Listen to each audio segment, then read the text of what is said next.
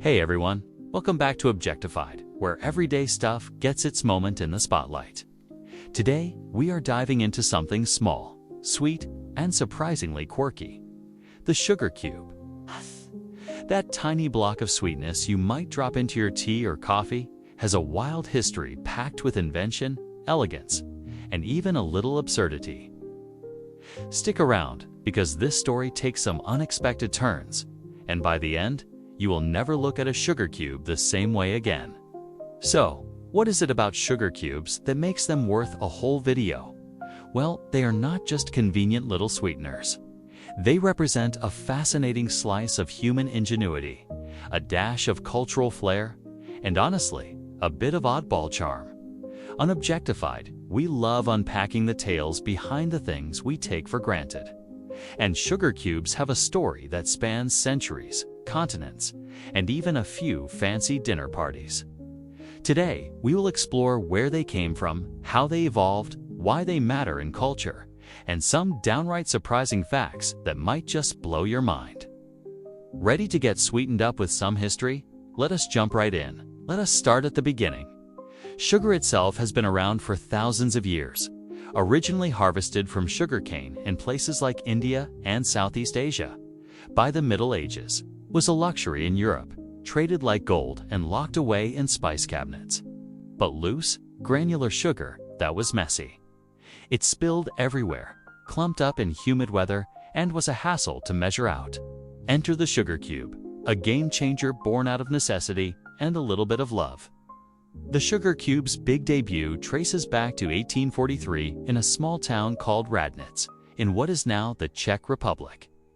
A man named Jakob Christoph Rad, who ran a sugar refinery, had a wife named Juliana, who was fed up with the mess of loose sugar. Legend has it, she cut her finger one day while trying to chisel off a chunk from a sugar loaf. No, it's big cone-shaped blocks they used back then. Annoyed and probably bleeding a little, she turned to her husband and said, "Fix this." Jakob, being a clever guy, took her complaint seriously. He invented a machine that pressed loose sugar into neat, uniform cubes and wrapped them in paper for easy use. This was not just a win for Juliana. It was a breakthrough for sugar itself. Jakob patented his idea, and soon, his little cubes were a hit across Europe. They were portable, precise, and way less messy.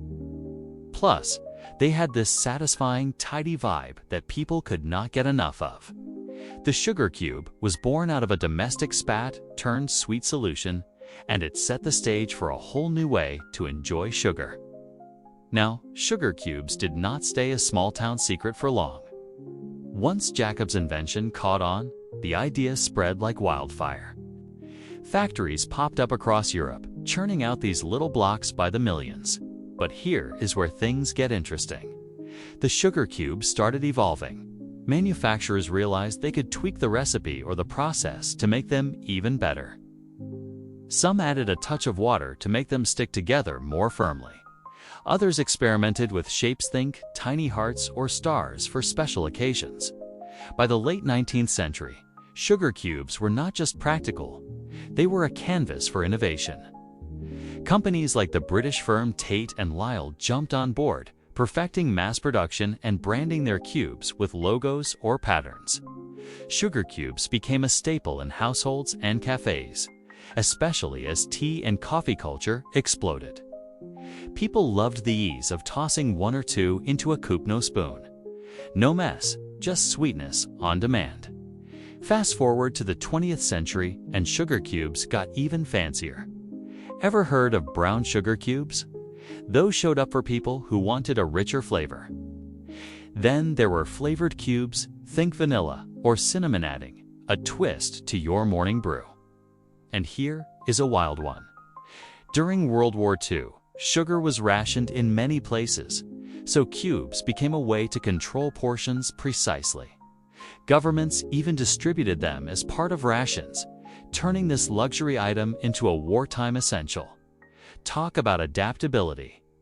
Today, machines can pump out thousands of cubes per minute.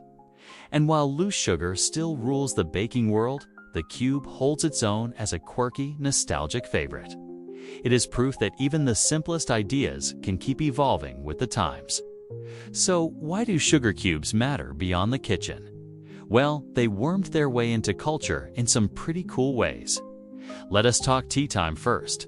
In Victorian England, sugar cubes became a symbol of refinement. At fancy gatherings, hosts would serve them in silver bowls with tiny tongs, making the act of sweetening your tea a little performance. It was all about elegance and showing off your good taste. Then there is the French connection. In Paris cafes, sugar cubes became part of the absinthe ritual. People would balance a cube on a slotted spoon, pour water over it, and watch it dissolve into the green liquor below. It was dramatic, a little mysterious, and totally iconic. Sugar cubes turned a drink into an experience. Across the Atlantic, sugar cubes popped up in American pop culture too. In the 1960s, they got tied to the counterculture movement not for tea, but for something way trippier. People would soak them in LSD, calling them sugar cube hits. It was a bizarre twist that gave the innocent cube a rebellious edge. Who knew something so sweet could have such a wild side? Even today, sugar cubes carry a certain charm. They show up in art installations, vintage-themed cafes, and even as wedding favors. They are a tiny nod to the past, a reminder of how something so small can leave a big mark on how we live and play. Okay, time for some sugar cube trivia to sweeten your day. First up, did you know horses love sugar cubes? Back in the day, riders would carry them as treats to reward their horses. It was like candy for your steed, and it is still a thing today. Here is another one. The world's biggest sugar cube structure was built in 2011 in Denver, Colorado. It stood over 10 feet tall, made of 10,000 cubes, and took hours to assemble. Sadly, it did not last long. Ants and humidity are not kind to sugar art. Ever heard of sugar cube divination? In some cultures, people would drop cubes into tea and watch how they dissolve to predict the future. Fast melt, good luck. Slow crumble, trouble ahead. It is like a fortune cookie, but sweeter and soggier. And one more, sugar cubes once starred in a spy story. During the Cold War, rumors swirled that agents hid microfilm inside them. No hard proof, but it is fun to think of James Bond sipping tea with a secret stuffed cube. So, there you have it, the quirky, delightful history of sugar cubes. From a wife's kitchen complaint to a global icon, these little blocks have shaped how we sweeten our drinks, our rituals, and even our imaginations. They are a testament to how the tiniest things can spark big changes. Next time you see a sugar cube, give it a little nod of respect. It has earned it. What do you think? Are you Team Sugar Cube or Team Loose Sugar? Drop your thoughts in the comments below. If you enjoyed this deep dive into sugar cube history, hit that like button, really helps us out.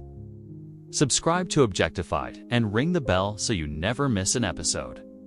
We have got more quirky object stories coming your way. Share this video with your tea-loving friends and let us keep the conversation going in the comments. What everyday items should we explore next? Tell us. Thanks for hanging out with us today on Objectified. We are all about giving the stuff around us its due, and sugar cubes definitely delivered a sweet story. Until next time, keep finding the wonder in the everyday. See you soon.